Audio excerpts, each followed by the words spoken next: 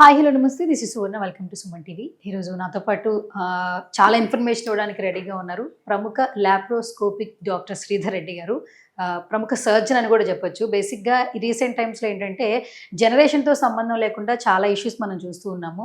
మెయిన్గా ఈ మధ్య కాలంలో ప్రతి ఒక్కరికి పైల్స్ సమస్య గురించి వింటూ ఉన్నాము. సో ఈరోజు పైల్స్ గురించి మోర్ ఇన్ఫర్మేషన్ ఇవ్వడానికి శ్రీధర్ రెడ్డి గారు రెడీగా ఉన్నారు. ఆయనతో మాట్లాడదాం. సో డాక్టర్, బేసిక్గా ఫిస్టులా అసలు ఇది ఎలాంటి వాళ్ళలో ఎక్కువగా వస్తుంది? ఇది రావడానికి ప్రధాన కారణాలు ఏంటి? ఒకవేళ రాకుండా ఉండాలంటే ఎలాంటి జాగ్రత్తలు తీసుకోవాలి? చాలామంది భయపడే డిజీజ్ ఏంటి అంటే ఫిస్టులా. చూడడానికి చిన్న డిజీజ్ లాగానే ఉంటుంది, కానీ చాలామంది వరి అయ్యేది కానీ, లేకుంటే భయపడేది కానీ, దీనికి సర్జరీస్ అంటే ఒక రకమైన భయం ఉండేది కానీ, లేకపోతే వాళ్ళ కంప్లీట్ డిప్రెషన్లోకి వెళ్ళడానికి ఇది ఒక డిజీజ్ సరిపోతుంది. ఇంకే మేజర్ డిజీజ్ అవసరం లేదు.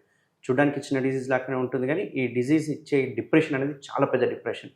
ఎందుకు అంటే ఈ ఫిస్టులాస్ అంటే ఏంది, నథింగ్ బట్ యానల్ కెనాల్ అంటే మోషన్ చుట్టూ ఉండే చిన్న చిన్న గడ్డలు పగిలిపోయి ఒక చిన్న దారి ఫామ్ అయిపోయి అక్కడ నుంచి మనకు చీము అనేది కారుతూ ఉంటుంది. ఇట్లా అంటే ఈ చీము బయటికే కారణమే కాకుండా దీని కనెక్షన్ ఎక్కడ ఉంటుంది అంటే మోషన్ పోయే ద్వారం లోపల ఉంటుంది. సో మోషన్ పోయే ద్వారం లోపల బయట ఈ రెండింటికి ఒక కనెక్షన్ ఫామ్ అయితే దాన్నే ఫిస్టులా అంటాం అన్నట్టు. సో వీళ్ళకి ఏమవుతుందంటే పూర్తిగా మానిపోయినట్టే ఉంటుంది. మళ్ళీ వారం 10 రోజులు కాగానే చిన్న గడ్డలాగా అయిపోవడం, అది పగిలిపోవడం, మళ్ళీ చీము రావడం, ప్యాంట్ కనుకో అంటడము, ఎంబాజింగ్గా ఉంటుంది. కింద ఎక్కడైనా సోఫాలో కూర్చుంటే సోఫాలు అంటుకోవడము, వాళ్ళు బయటికి వెళ్ళడానికి ఇబ్బంది పడుతుంటారు. ఆ ఏరియాలో రికరెంట్ ఇన్ఫెక్షన్స్, స్వెల్లింగ్స్ రావడం వల్ల రికరెంట్ ఫీవర్ అటాక్ అవుతూ ఉంటారు. వాళ్ళు సరిగ్గా కూర్చోలేరు, ఒక సైడ్ కూర్చుంటుంటారు. అట్లాంటి వాళ్ళందరూ ఇట్లా చాలా ప్రాబ్లమ్స్ స్టార్ట్ అవుతుంటాయి. సో ఈ ఫిస్టులా రావడానికి కారణం ఏంటంటే మలబద్ధకమే. సో ఈ మలబద్ధకం రావడం వల్ల ఏమవుతుందంటే వాళ్ళకి ఎప్పుడో ఒకసారి అక్కడ ఆ ఏరియాలో చీము గడ్డలు అంటారు కదా, షెక్ గడ్డలు అంటారు, పింపుల్స్ టైపు అట్లాంటి గడ్డలు అవుతూ ఉంటాయి. దీన్ని మనము పెరియానల్ యాబ్సెస్ అంటుంటాం. సో ఇది మోషన్ పోయే ద్వారం అనుకోండి, ఇక్కడ గడ్డ అయింది అనుకోండి. ఈ గడ్డ అయిన వెంటనే చాలామంది ఏం చేస్తారంటే డాక్టర్ దగ్గరికి వెళ్ళి చూయించుకోవడానికి ఇబ్బంది ఉండి ఏదో లోకల్లో ఉన్న మందులు వాడడం, యాంటీబయాటిక్స్ వాడడం చేస్తుంటాం. ఇట్లా వాడడం వల్ల ఏమవుతుందంటే ఆ గడ్డ లోపలికి అబ్జర్వ్ అవుతుంది. చిన్న గడ్డ అనుకోండి, అబ్జర్వ్ అవుతుంది. కొందరికి డయాబెటీస్ ఉండొచ్చు, లేకుంటే ఇమ్యూనో డిప్రెషన్ ఉండొచ్చు. అట్లాంటి వాళ్ళకి ఏమవుతుందంటే ఇమ్యూనో కాంప్రమైజ్ ఉన్న వాళ్ళకి ఆ గడ్డ సడన్గా పెరిగిపోతుంది. సడన్గా పెరిగిపోయి బయట పగిలిపోవడం అనేది జరుగుతుంది.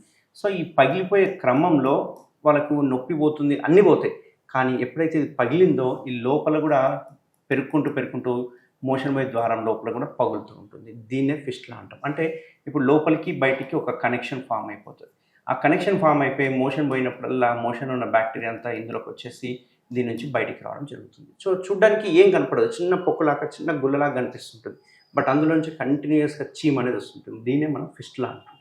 అసలు ఈ ఫిస్టులా అనేది ఎందుకు వస్తుంది అసలు ప్రధానంగా? ఈ ఫిస్టులా రావడానికి మెయిన్ ఏంటంటే మలబద్ధకం ఒకటి కారణము. రెండవది అన్హైజీనిక్ ఫుడ్ కావచ్చు, లేకపోతే ఎక్కువ చెమట రావడం కావచ్చు, ఇచ్చింగ్ ఎక్కువ కావడం వల్ల కావచ్చు. అక్కడ లోపల కొన్ని గ్లాండ్స్ అని ఉంటాయి. మనకి స్వెట్ గ్లాండ్స్ ఎట్లా ఉంటాయో యానల్ కెనాల్లో కూడా ఇక్కడ గ్లాండ్స్ ఉంటాయి. ఆ గ్లాండ్స్ బ్లాక్ అవ్వడం వల్ల అక్కడ నుంచి చీమ్ అనేది పెరిగిపోయి ఈ ఫిస్టులాలు అనేది ఫామ్ అవుతుంది.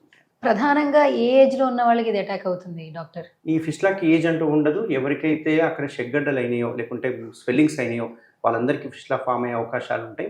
ఈ యాబ్సెస్ ఎప్పుడైతే కరెక్ట్ టైంకి కనుక మనము దాన్ని ఇన్సిషనల్ డ్రైనేజ్ చేసి మొత్తం చీమంతా బయటికి తీసేస్తే కనుక ఫిస్టులా ఫామ్ అయ్యే అవకాశాలు 50 to 70% తక్కువ ఉంటుంది. బట్ అదంతా కదే పగిలిపోయేంత వరకు కనుక వెయిట్ చేస్తే కనుక ఫిస్టులా ఫామ్ అయ్యే అవకాశాలు 90% ఉంటాయి. కాబట్టి ఎవరికైనా యానల్ కెనాల్ చుట్టూ కనుక స్వెల్లింగ్స్ ఉంటే కనుక నెగ్లెక్ట్ చేయకుండా ఇమ్మీడియట్గా సర్జన్కి చూపించుకోవడం వల్ల ఫిస్టులా ఫామ్ కాకుండా మనం అరికట్టవచ్చు. ఇది చూడడానికి చాలా చిన్నదిగా ఉంటుంది కానీ ఈ వ్యాధి తీవ్రత ఎక్కువగా ఉంటుందని అన్నారు. సక్సెస్ రేట్ ఎంత ఉంటుంది అసలు ట్రీట్మెంట్ తీసుకున్న తర్వాత? అంటే మళ్ళీ ఫ్యూచర్లో ఇది రాదు అని మాత్రం ఒక డెఫినేషన్ ఇవ్వగలమా ఇలాంటి ఫేస్ చేస్తున్న వాళ్ళకి?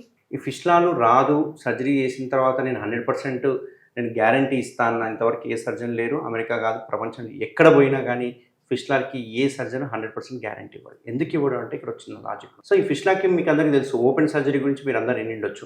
సో ఓపెన్ సర్జరీలో ఏం చేస్తాం, ఈ రకంగా మొత్తం కట్ చేసేస్తాం. ఈ రకంగా కట్ చేయడం వల్ల ఏమవుతుందంటే ఆ ఏరియాలో కొన్నిసార్లు మోషన్ కంట్రోలింగ్ చేస్తే కండరాలు కట్ అవ్వచ్చు. అక్కడంతా ఓపెన్ చేయడం వల్ల అక్కడ డ్రెస్సింగ్ చేసుకోవడానికి 2 నెలలు టైం పట్టవచ్చు. ప్లస్ అంతేకాకుండా మోషన్ అంతా అంటుకోవడము, డ్రెస్సింగ్ చేసేటప్పుడు విపరీతంగా నొప్పి ఉండడము, కుట్లు వేయడము, మళ్ళీ కుట్లు తీసేయడము, చీము గారడం, ఇవన్నీ ఒక 2 months సఫర్ అవుతుంటారు ఓపెన్ సర్జరీలో.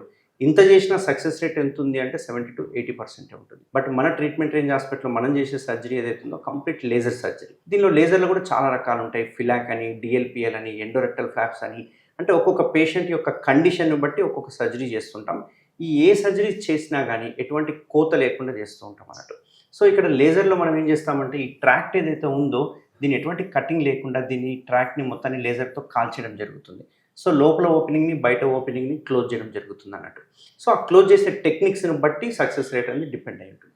సో ఓపెన్ చేసినా లేజర్ చేసినా సక్సెస్ రేట్ సేమే, 70-75% మాత్రమే సక్సెస్ రేట్ ఉంటుంది. లేజర్ చేయడం వల్ల ఎటువంటి కోత ఉండదు కాబట్టి వాళ్ళు నెక్స్ట్ డే డిశ్చార్జ్ అవ్వచ్చు, వాళ్ళు ఎటువంటి పనులైనా చేసుకోవచ్చు, ఎటువంటి డ్రెస్సింగ్స్ కానీ ఎటువంటి పథ్యం కానీ ఇట్లాంటివన్నీ అవసరం ఉండదు. అదే కోత మెథడ్లో అనుకోండి 2 months బెడ్ రెస్ట్ ఉండాలి, 2 months డ్రెస్సింగ్ చేయించుకోవాలి, డైలీ గాజ్ పీస్ పెట్టడం తీయడం ఇట్లాంటివన్నీ చేస్తూ ఉండాలి. అంతేకాకుండా ఇక్కడ ఇంకో ఇంపార్టెంట్ పాయింట్ ఏంటి అంటే నేను 70-75% సక్సెస్ అని చెప్పాను. బట్ మరి ఆ 20-25% ఎక్కడ పోయింది అంటే ఇది కంప్లీట్ పేషెంట్ చేతిలో ఉంటుంది. ఈ పేషెంట్ హ్యాండ్లో ఏముంటుందంటే మనం ఈ ఏరియాలో ఏ సర్జరీ చేసినా కానీ నెక్స్ట్ డే మోషన్ పాస్ చేస్తారు. సో ఆ మోషన్ మళ్ళీ ఇక్కడ అంటుకోవడం అనేది జరుగుతుంది. ఇట్లా అంటుకోవడం వల్ల మళ్ళీ అక్కడ చీమగడ్డలు ఫామ్ అవ్వడం ఇట్లాంటివన్నీ చేస్తుంటాం. కాబట్టి 25% పేషెంట్ ఏంటంటే అక్కడ హైజీన్గా పెట్టుకోవడం కావచ్చు, ఫుడ్ కానీ మనం చెప్పినట్టుగా తీసుకోవడం కానీ, ఆ ఏరియా ఎంత క్లీన్గా పెట్టుకోవడము, స్విచ్ బాత్ చేయడము, మంచి నీట్ డ్రెస్సింగ్స్ చేయించుకోవడము, ఏదైతే ఓపెన్గా పెట్టిన ఏరియా ఇట్లాంటివన్నీ తీసుకుంటే కనుక ఈ ఫిస్టులాలో 90-95% సక్సెస్ అయ్యే అవకాశాలు ఉంటాయి. ఇప్పటిదాకా టీఆర్హెచ్ అంటే ట్రీట్మెంట్ రేంజ్ హాస్పిటల్లో 5,000 ఆపరేషన్స్ చేసి ఉంటాము. అంతా చూసుకుంటే కనుక <10% మాత్రమే రికరెన్స్ రేట్ ఉంది. 90% సక్సెస్ రేట్ అనేది మనం ఛాలెంజింగ్ ఇవ్వగలుగుతున్నాం. Right, thank you doctor, thanks so thank much. You.